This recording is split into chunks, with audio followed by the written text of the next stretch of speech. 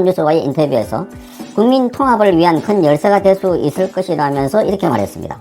그러면서 올해는 문 대통령이 일할 수 있는 사실상 마지막 해로 이 문제를 적절한 때에 풀어가야 하지 않겠느냐 하는 생각이 들었다고 설명했습니다.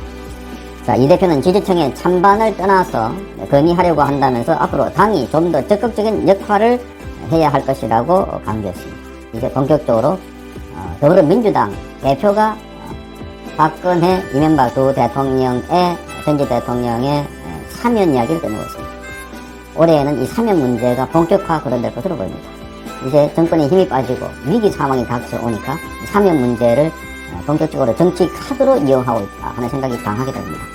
자, 연합뉴스와의 인터뷰에서 이 문제를 중점적으로 다룬 것을 보면 이 사면 문제는 이제 이낙연의 생각이 아니라 문재인과의 교감에서 나온 그래서 카드로 활용할 가능성이 매우 많아졌습니다.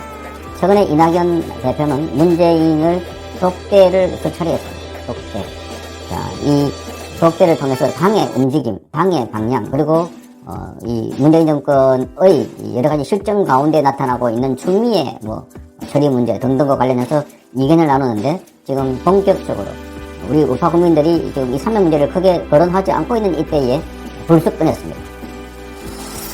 자, 그러면서 이낙연은 두 전직 대통령의 법률적 상태가 다르다라고 말했습니다. 형이 확정된 이명박 전 대통령은 특별 사면하고 재판 중인 박근혜 전 대통령은 형집행 정지로 구속 상태를 벗어나게 하는 방안을 염두에 둔 것이 아닌가 이렇게 보입니다. 자, 이낙연 대표는 원래 신년사를 주목해달라고 강조했는데 신년사에서 이낙연 대표는 사회 갈등을 완화하고 국민 통합을 이루겠다, 최선을 다해서 전진과 통합을 구현하겠다라고 했습니다. 자, 이 국민 통합 차원에서 문재인 정부 임기 중에 두 전직 대통령의 사면 문제를 결단해야 한다는 의지가 담긴 것이다. 그래서 문 대통령과 사전조율 여부가 주목된다라고 연합뉴스는 이렇게 설명하고 있습니다. 자, 이 문제를 통합, 사회적 통합 차원에서 문제를 해결하겠다라고 이야기를 하고 있습니다. 자, 민심을 수습하는 과정에 이 대안으로 하나의 카드로 이렇게 나오는 것이 아닌가 이렇게 보입니다. 지금 이명박 박근혜 대통령은 사실상 구속될 사유가 없는, 구속돼서는 안 되는 정치적인 보복 성격이 매우 강합니다. 이런 잣대로 이명박 박근혜 대통령을 구속하면 대한민국에 구속되지 않을 대통령, 장관, 차관, 국장 없습니다.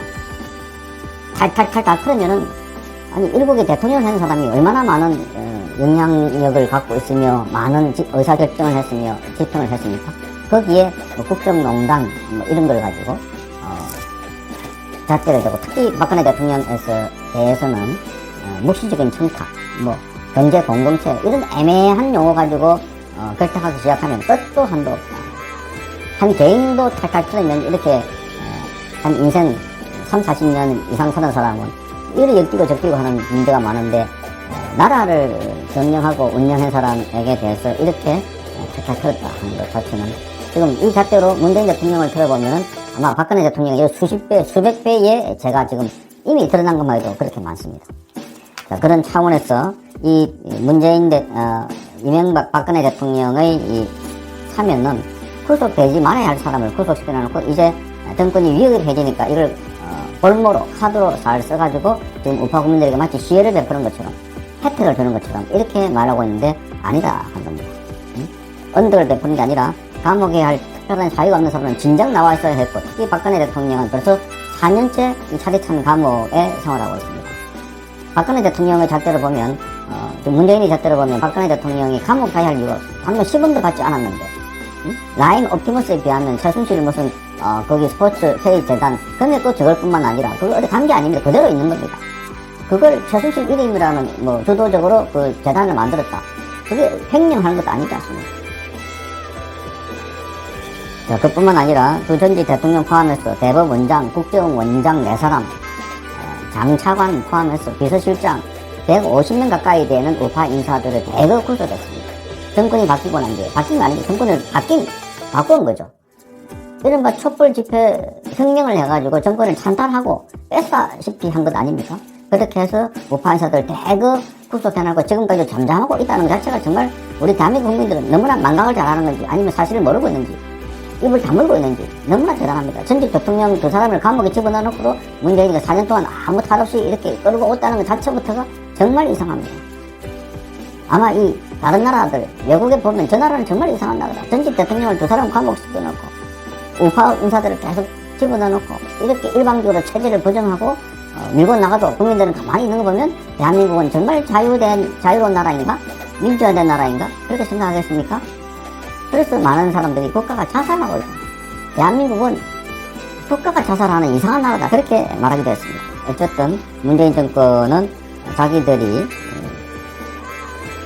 촛불 혁명을 했다고 해놓고 그 이후에 피해 정치, 복수의 통치를 한 것이 아닌가 할 정도로 많은 사람들을 구속해놨습니다. 그 과정에 희생된 사람들, 목숨을 잃은 사람들도 들어있습니다.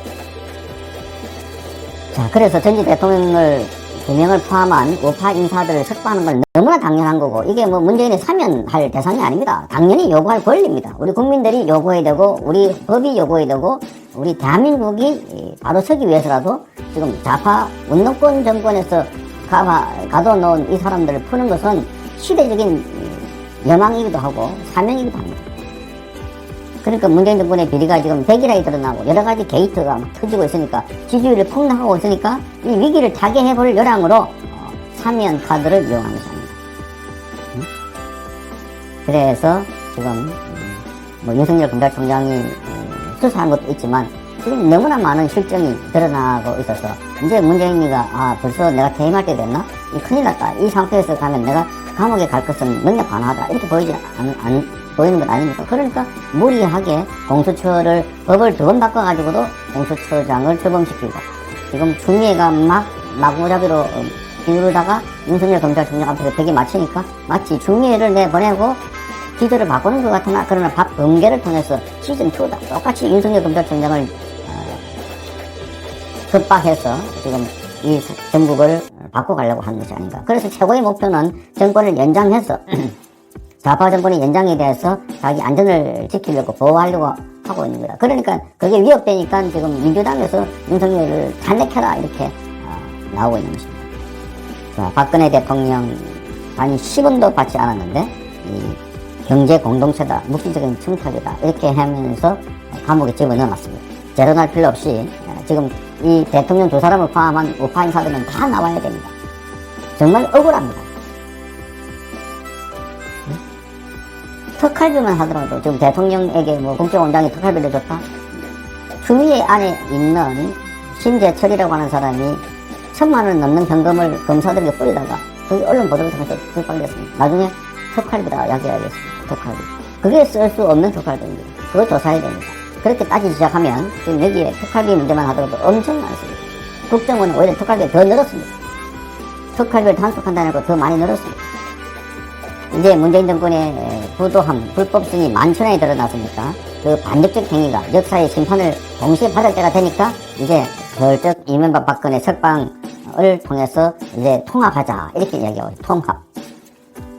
절대 이 두 전 대통령과 구속되어 있던 우파 인사들은 문재인의 혜택, 은혜로운 그런 시혜가 아니라 당연한 우리 국민의 권리로 석방을 받아내야 된다. 너무나 많이 대통령을 문재인 대한민국을 파괴해놓고 지금 대한민국 체계를 흔들어 놓은 상황이어서 지금 모든 국민들이 아우성이다. 이 코로나 사태 때문에 효과적으로 지금 잡고 있지만 그러나 다행히 백신이 나왔다고 하니까 올해 상반기 하반기 되면은 집회가 허용될 것 같아요. 아니 허용이 아니라 집회를 할 수 있을 것 같습니다. 코로나가 백신이라는 근본 대책이 나왔기 때문에 그렇게 되면 문재인 정권에 대한 대대적인 규탄, 공기가 일어날 것 같습니다. 도대체 이 상황에서 살 수가 없다. 지금 민생은 파탄되어 있고 헌법은 파괴되어 있고 장악하고 억압하고 하는 게 일상화되어 있는 것 같은 이런 생각이 되었습니다. 그래서 더 이상의 위선, 거진, 부정부패 또는 비리, 체제 부정을 보고 있지도 않고 볼 수가 없는 것입니다. 국민들이. 그래서 이제는 더 이상 쇼에 속지도 않고 선동에 넘어가지도 않는다는 겁니다. 자, 문재인 정권 내내 이 국정농단과 헌법 파괴가 있었는데 이제 우리 국민들이 당연하게 박근혜 대통령과 이명박 대통령의 석방, 우파 인사들의 석방을 요구하는 것입니다. 문재인 대통령의 문재인의 시혜가 아닙니다. 3인이 아닙니다. 급하니까 지금 풀어줄 테니까 조용히 해달라, 그거 아닙니다. 그래서 박근혜 이명박 대통령이 석방한 우파의 시혜가 아니라 바로 국민의 손에 달려있다. 국민의 요구에 의해서 풀려난다. 올해 2021년도는 반드시 이명박 박근혜 대통령이 풀려난다. 자, 이렇게 이낙연이가 먼저 떠들려서 문제되는 게 아니라 국민들이 당연한 권리고 이분들은 나와야 하고 대한민국 역사는 바로 세워져야 합니다. 그래서 2021년이 이제 대한민국 역사가 바로 세워져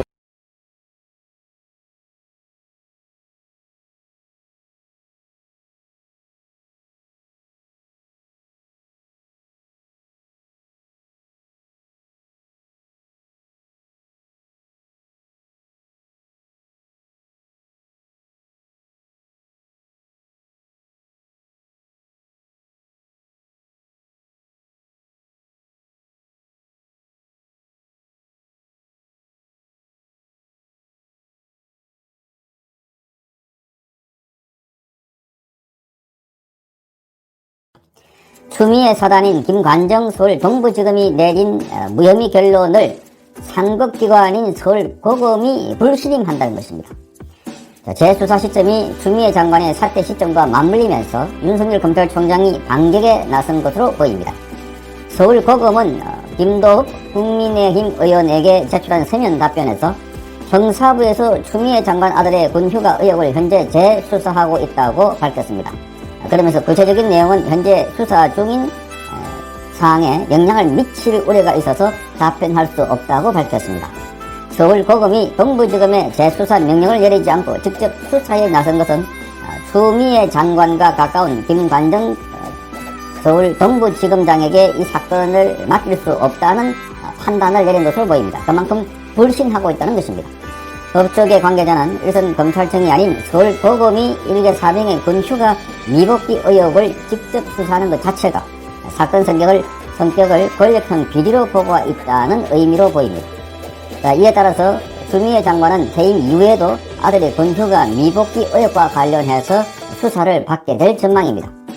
지난 9월 동부지검은 고발장이 접수된 지 269일 만에 추미애 장관과 보좌관 그리고 아들 전원을 무혐의 처리했습니다.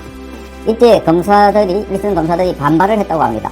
이 사건 무혐의가 될 수 없다라고 반발을 하자 김관정 서울 동부지검장이 자신이 책임을 지겠다고 하면서 무혐의 처리했다고 알려지고 있습니다. 검찰에 따르면 추미애 장관 아들 서모 씨는 또한 미 8군 한국군 지원단 가추사로 복무하던 2017년 6월에서 6월 5일부터 27일까지 복귀하지 않고 연속으로 휴가를 사용했습니다. 의혹의 핵심은 휴가 승인이 떨어지지 않는 상황에서 서 씨가 부대에 복귀하지 않는 것이 탈령에 해당하는지 여부입니다. 동부지검은 당시 추미애 장관 보좌관의 전화를 받은 지원 장교가 사전에 휴가 연장 절차를 밟았기 때문에 근무 이탈이 아니라고 결론을 내렸습니다. 수사 과정에서 김대희가 기존의 입장을 뒤집고 추미애 장관 아들의 휴가를 허락하지 않았다고 밝혔습니다. 그러나 동부지검은 진술에 일관성이 없다는 이유로 묵살했습니다. 이 같은 수사 결과 발표에 법조계 안팎에서는 노골적인 충성수사라는 비판이 나왔습니다. 여러 가지 진술을 해도 그 진술 내용이 추미애 아들에게 불리한 것은 형사기록 도서에도 남기지 않았던 것으로 그 당시에 그렇게 알려지기도 했습니다. 실제 검찰은 추미애 장관 아들의 병력 의혹이 고발된 지 7개월이 지나도록 실제 압수수색조차 하지 않다가 당직 사병의 폭로가 나오자 관련자들을 급히 소환하는 뒷북 수사에 나섰습니다. 검찰 내부에서조차 핵심 참고인인 당시 지원 장교의 진술을 배제하고 추미애 장관을 서면으로 조사한 지 이틀 만에 무혐의 결론을 내린 것은 상식에 어긋난다는 지적입니다. 상식이 어긋날 뿐만 아니라 아주 노골적으로 봐주기 위한 수사였던 것이었습니다. 자, 법무부 장관 아들에 대한 수사를 제대로 할 수 있었겠냐는 겁니다. 처음부터 이 수사는 불가능했다. 그래서 특임검사 또는 특별검사가 나서서 추미애 법무부 장관으로부터 영향을 받지 않는 사람이 별도로 독립적으로 수사를 해야 한다 하는 주장이 많이 제기됐지만 받아들여지지 않았습니다. 자, 하지만 김관정 지검장은 추가 수사가 필요하다는 대검찰청 의견도 무시하고 무혐의 결론을 밀어붙인 것으로 알려졌습니다. 이에 대해 조 남관 대검 차장도 지난 10월 국정감사에서 핵심 참고인의 진술이 번복되는 경위가 무엇인지 등에 대해 소명할 필요가 있었다고 말했습니다.